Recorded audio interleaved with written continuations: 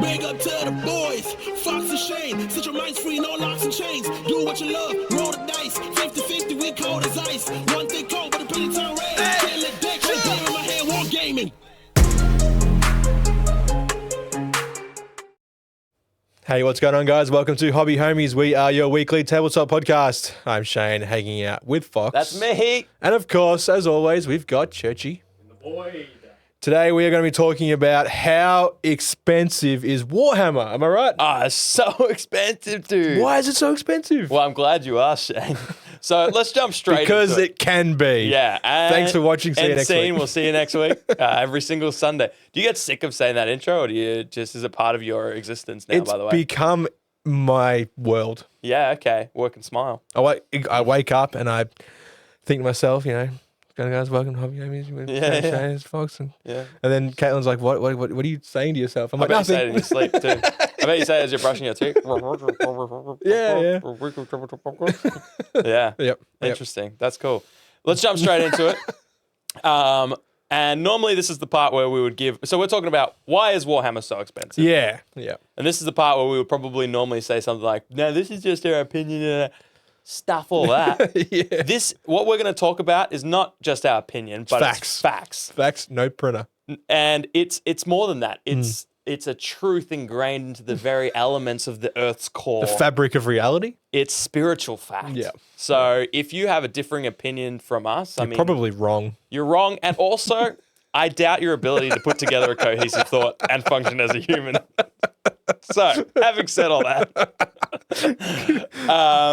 I think there's three big, obvious reasons Yeah. why Warhammer is so expensive. The first thing that comes to my mind is just because it can be. Because Exactly. they can charge whatever the fuck they want. That's two of the first things that I've got. Yeah. And that's they market it as a luxury product. That's a big thing. They're very open about that. And Yeah. they can do that because they have the monopoly. Yeah. When we're talking about Games Workshop, obviously. The reason I like that we specified why is Warhammer so expensive because some of the other things that they do aren't. No. The magazines are an okay price for what you get. Yeah. Lord of the Rings stuff's pretty well priced. Yeah. We're talking specifically kind of about Warhammer, Yeah. Age of Sigmar, and 40K. And like old world fantasy stuff like that. yeah, of which is the course. first thing that comes to my mind when I think about expensive because they're selling decades old sculpts for new prices. Yeah. Like things that they used to produce way, way, way back before, the internet. Yeah. I don't know. I mean, maybe. And No, maybe. You said it, and on this episode, It's it's fact. Yeah. yep, way back before the automobile. When they were carving things into the walls, Yeah. they were also playing with the old world miniatures. Yeah. And now they're charging new world prices for old world minis. Yeah. Something wrong with that. Well, we'll get to that. I have something to say about that. Okay. But so one of the pillars of the expensiveness was, what did I just say? I forgot already. Expensiveness. Yeah. The pillar of expensiveness. The pillar of expensiveness. Yep. We're here every week, and this is where you choose to come. You choose this, by the Yeah. way. No one's holding you hostage. Unless... Was that they market themselves as a luxury product. Yep. The second part of that is that people will pay it. Yep. And that is evident in the fact that their prices keep going up, and so do their profits. Someone behind the scenes is just going like, let's just see how far we can take this. 100%. Like, let's just bump it up every year. Yep. Couple of bucks, and let's just ride this out and just see where's the tipping point. Well, yeah, exactly. Because they haven't reached it yet. Oh no. Because you'll see they'll increase prices, and then you'll see on a Reddit or something where Yeah. people are just like, "This is outrageous. Oh, this is crazy. yeah. The These uproar. prices are the uproar." But then the sales. Yeah, the sales are the uproar. They're like, "This is so ridiculous. I can't believe I have to pay this." So mad right now. Yeah. Yeah. It's gone past tap on. Now I have to put in my PIN. Punching in your credit card Yeah. details to the Games Workshop website. Yeah. Yeah. Exactly. So those two things, they market themselves as a luxury product. They can charge whatever they want because they have the monopoly. Yeah. And I forget what the third thing was. I'm so forgetful today. You're but terrible anyways, today. those are all those things that we talked about. Yeah. Oh, people will pay it. People pay it. Yep. market themselves as a luxury product, all tie into the Yeah. fact that they are a publicly traded company. Of course, they have to make, and they have to make money. They right? literally have to. They have to, and like if they don't make money, they don't make models, and then there's no game to play. Exactly. So to say like, oh, they're like they're greedy and they're corporate and all this stuff, like yes, that's true. Yeah. but it's like By design, that's how they have to function. there, and that's any business. If you run a business, if you're breaking even, you're running like a not-for-profit. Yeah. That's not going to happen in the miniature scene. It's like, and also they have, shareholders, and those shareholders, if Green Line don't go up, Yeah. shareholders mad. Oh, big shareholder mad. sell share, Yeah. price go down, people fire. Yeah. No likey. So by design, they literally have to, like you said, try and stretch and push and find that tipping point. Yeah. So having said those main things, those are the most obvious reasons why it's so expensive. Yeah. There are a heap of different things that I've enjoyed exploring over the last week, which is thinking about, well, where is all that money going? Yeah. Why? Like, obviously they justify it to themselves. And ultimately, at the end of the day, I'm about to list a bunch of stuff. And possibly if none of those things that they are investing money into existed, they'd still charge the same prices. Oh, of course. Because going back to our point, they can. They can. Yeah. So, yeah. But it is interesting to note that they also have physical stores. There's And overheads there. There's overheads. Yep. All these things are just overheads. And I was thinking about this today. We kind of take it for granted a little bit, or I don't really reflect on it, but it's the only game I can think of that has a physical store. Yes. I don't know if there's like Mantic stores over in the UK or whatever. No, I don't think so. Like a game company that owns their own store. That has their own Yeah. store. Yeah. Nah. Like, obviously everything is in stores, but Yeah. they have their own store as well. Like Mantic probably have maybe they have a showroom at their like Mantic HQ. Yeah, which is a big something like that. shed-looking warehouse. Yeah, Doesn't yeah. have a big rhino at the But- front. I'm not comparing. It's It's not about the size of the rhino. It's how you use it. Yeah, no, you're right. Yeah, absolutely. They've got a presence in most major cities across the world. Yeah, even in our tiny little slice of Australia, which is Yeah. such a sinkhole for a lot of companies to expand into. Yep. Like, bloody Sunshine Coast has a Warhammer store in their shops. And There's like 3 in Melbourne. yeah. There's one in the CBD, then there's like one in the western suburbs, one in the eastern suburbs. There might even be one in the sort of northern suburbs, I'm pretty sure. Geelong's got one. Like, Yeah, exactly. And Geelong is rural. In the context of Games Workshop, Yep. that's rural. yeah, And also, most people consider Geelong rural, which is wild to us. kind of but- weird thing, yeah. But yeah, and you cannot convince me otherwise, and you don't need to because this is a fact. But those stores run at a loss. Oh, absolutely. They've got a person in there full time, Yeah. and they're open 5 days a week, and I can't fathom that they sell enough stuff Nah. to even, like, not even just pay the overheads of the actual store, but pay Yep. the person that's in there. Yeah, yeah. And then you're paying utilities, you're paying insurance. Like, Yeah. there's so many things. Like, it's like, yeah, there's like the rent of the building, all the stock on the shelf. Yeah. I don't know. Like, yeah, you're right. They have to be running at a loss. Like, thinking about the times when like that manager is sick, that store doesn't open. That's right. Yeah. That's so wild to me. They have these whole casual employees on the books. Yeah. But it's like, if I chuck a sickie on Friday, I can't ring up old mate and say, hey, can you go open up? Of course not. Yeah. You got to run it by HR and then they got to give you 6 months notice or some crap. That's right. Yeah. And I'm not sure if that's the case in other countries or if that's a unique to Australia system, but we typically, our stores, especially the Geelong one, it has one person that works there. Yep. If they're not there, like you said, it's not open. And yeah, you can have like a casual person who's like, oh, I don't do anything anyways. They still need to be pretty up to date and they might not have worked for a month. Yep. Because if that person doesn't take a sick day, then Yeah. the casual's just not in there. Yeah, yeah. They use them for like Christmas time and sick days, and that's it. Yep. So yeah, it's a bit of an interest. So yeah, I think some of them run at a loss. It feels like that makes sense. And so, but it works as a loss because it's a gateway. Like if you have someone go into that store and buy nothing, but they talk to the Games Workshop person there for an hour, they might be in. They might be hooked. Yeah. They might go away, sit down, and go, you know what? I am going to buy it on the plants the website. seed. Yeah. Yeah. It's a billboard. It's a big old billboard. Yeah. and a bit of a gateway portal. Could also be like, I mean, I'm no accountant, but it could also be like a tax write-off. Yeah, I mean, If you're I don't running know. at a loss. Yeah. Negatively geared asset. Yeah. I don't know. I don't know. But I mean, yeah, definitely, because Yeah. that's a fact. Yeah. Because it's on this episode. That's a fact, Yeah. dude. That's Yeah. a So fact. that's a tax write-off. So it probably doesn't count. Another thing they do need is a big old legal team. Oh, yeah.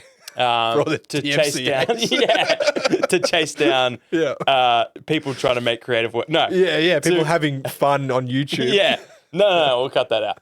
We need to not cut it out of the episode. Games Workshop is going to cut that out Yeah. of the existence. Yeah. But also because they actually have a massively expansive IP that they need to maintain. Yeah. Apparently. Apparently. I mean, sorry. In fact. Fact. Yeah. Because if you don't use it, you lose it. Mm. And so, and now with 3D printing, I'm sure that legal team has expanded. Yeah.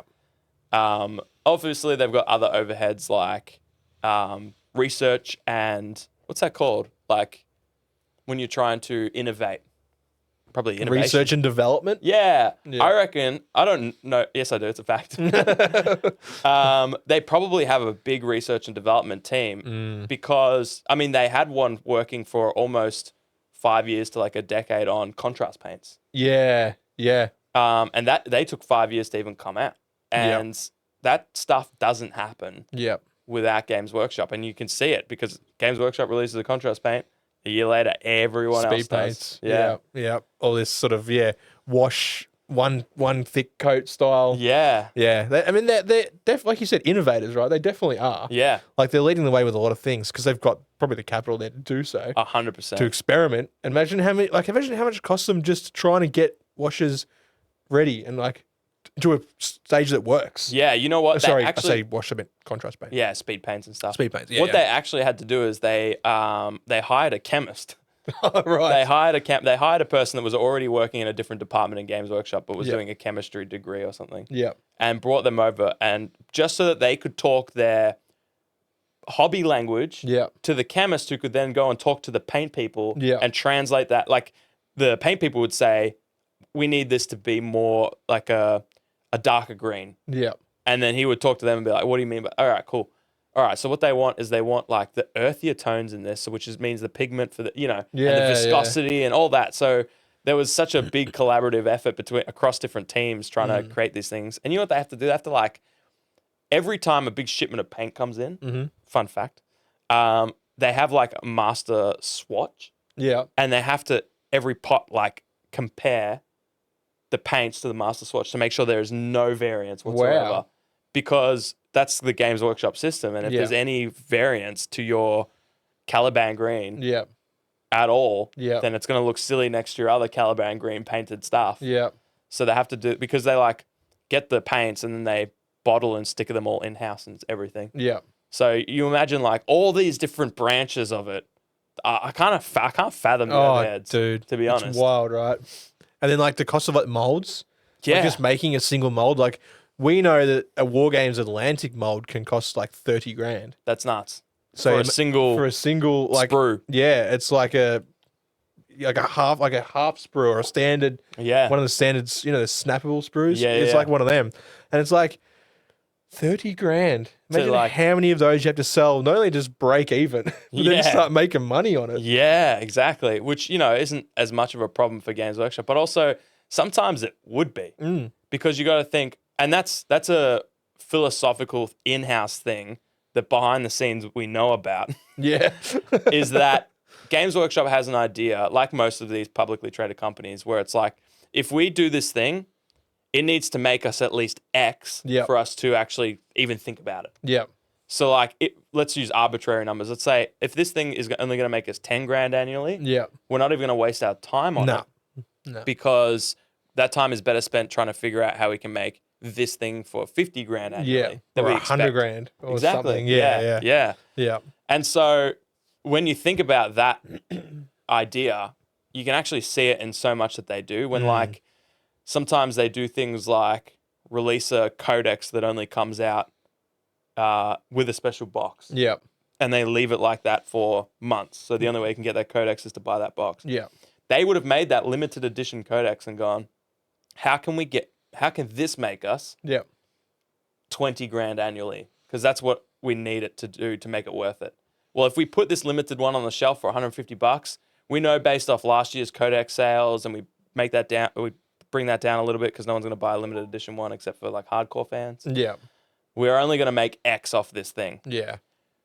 But if we put it into a box, Yeah. Yeah. then over the time of selling the box, we should make the money back on that Codex or make profit on that Codex to make it viable, etc. Yeah. Even with like characters where it's like these super niche characters for factions that don't get bought often. Yeah. Yeah. They're probably like, how do we make an Eldar character and make it worthwhile for us? Well, let's put it in a Combat Patrol limited edition something and just leave it like that's the only way you can get that character for 3 months. Or for eternity. Or for eternity, Like some yeah. of the models, right? Like I'm pretty sure the only way to get some of the Necron characters until recently Yeah. was like Indominus. Yeah. Or you buy them as the Royal Cord, whatever it's called. Yeah. I'm pretty sure the Chaos Space Marine Obliterators, the only way to get them is like, because they're on a sprue with like other stuff, right? Yeah. Yeah. So the only way to get them is like a Combat Patrol box. Of course. And like that's just the only way you can get it. So And I bet a factor played in. Like if we sold that as a separate kit, it's just not going to be worth it for us because they know the data. Like they know how much each faction sells. yeah. They know how many times people buy this particular unit for this particular faction. And they might go, the worst characters we can release are characters for Tau. No one buys Tau characters. Or when they released the Skitarii Marshal and they made it $66 for what was effectively an infantry. Yeah, yeah. A kit bashed Vanguard. Exactly. Yeah. And they would have gone, people are just going to kit bash this Vanguard. So Yeah. instead of making this $40, we need to make it 66 or whatever Yeah. to make up the difference of people just, that plays into it big time, which drives up the price, I imagine, of a lot of things. Because they have that thing where it's like either we don't release it or we release it, but we got to mark it up or strategically do it Yeah. to make it worth. Because we're publicly traded. That's what we do. Yeah. So, what else do you think makes Warhammer expensive? I really just come back to the thing that's like because they can, right? Yeah, Like it's the whole people pay it. It's the whole and people will always pay it. Yeah. They've got the market and there's no way they can lose it. Yeah. Like there's competitors out there, of course, people that are like doing new things and bringing up some pretty cool stuff, but they've snowballed so far ahead. Yeah. No one will ever catch up. You know what's crazy too? This company was on the brink in like 2015, 2016. Wow. They were months away from possible foreclosure. Yeah. And it was the biggest thing that they attribute the change to was obviously it helped like that tabletop gaming picked up as a whole like 2018, 2019, and then boomed in COVID. Yeah. But when it did that, they already had these strategies in place. And the strategies were they realize that wargamers are a little bit like a funnel. Yeah. And this was on the podcast that I just mentioned before with Peachy in it. Oh yeah, the forget what it's painting called. phase. Yeah. Or something? Yeah. Yeah. They talked about one of the designers on there called it a trumpet, which is basically a funnel. But the idea is that Games Workshop's biggest clients are people that are getting into the thing from years 1 to 5. Yep. And their excitement is still at an all-time high. The world is just being revealed to them. That makes so much sense, Doesn't dude. it? I'm just thinking Doesn't about it? my own personal hobby growth. Yep. I can't remember the last 40K or Warhammer kit that I bought. And they say like years, 5 onwards is where they niche down Yeah. and stop spending as much money. Just stop buying all the cool shiny shit. Correct. Yeah. Because they found a particular part of the hobby that they love. Yeah. And they just are focusing on, and that might not even be Games Workshop at all, but they've also discovered other paints along the way, other Yep. brushes along the way. Yeah. They've also got now a large collection because of their spending in years 1 to 5. Yeah. So that's their goal. They don't actually care about those players. Nah, of course not. Because that's going back to that thing. It's like, well, we could spend money on them, but why would we? Yeah. When these players are where the money's at. Yeah.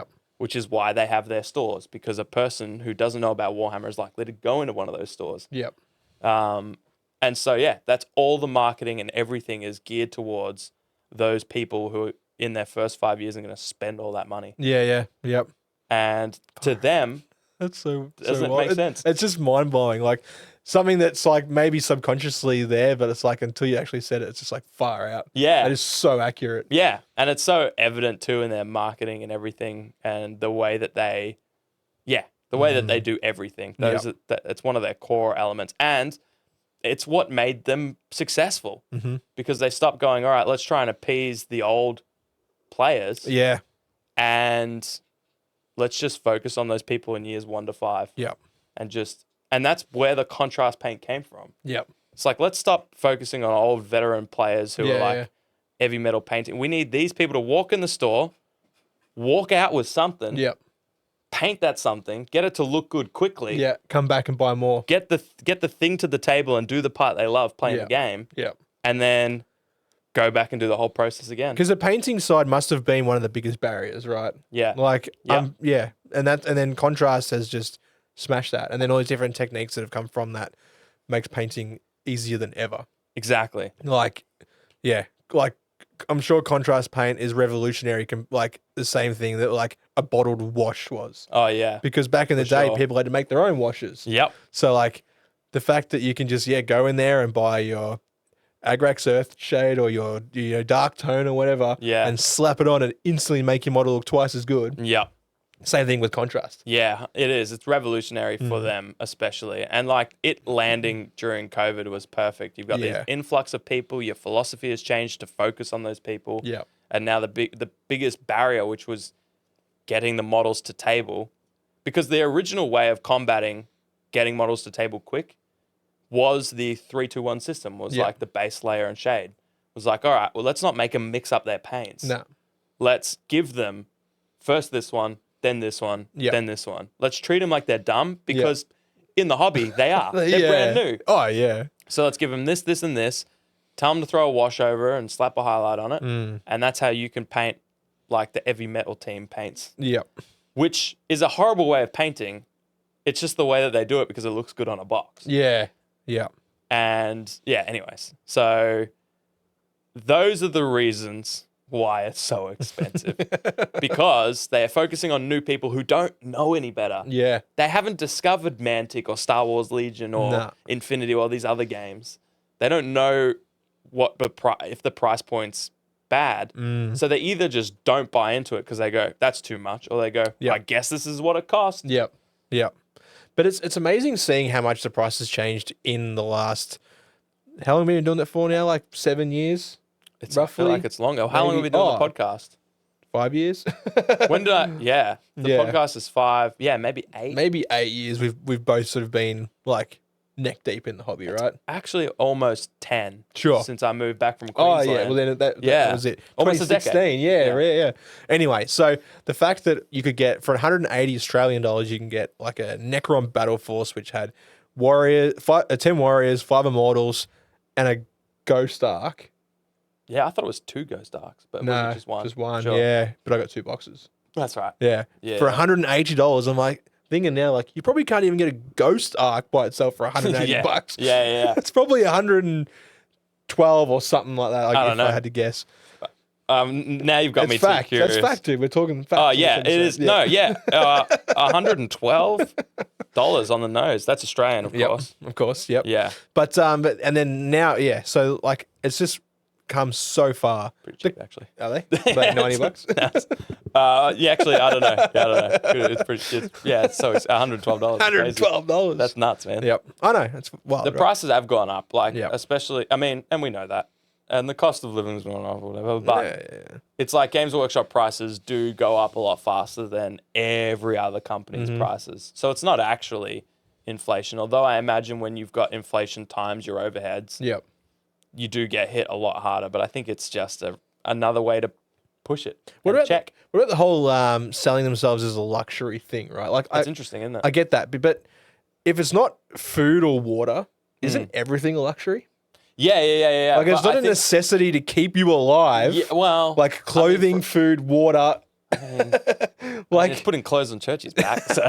But like, video games are a luxury. Watching Netflix is a luxury.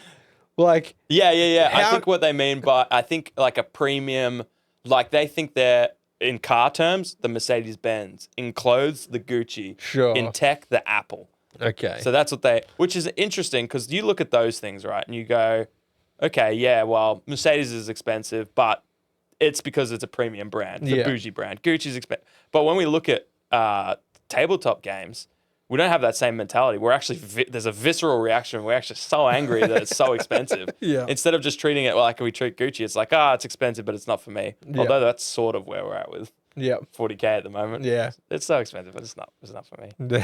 But I think it's because unlike those things, it has a monopoly.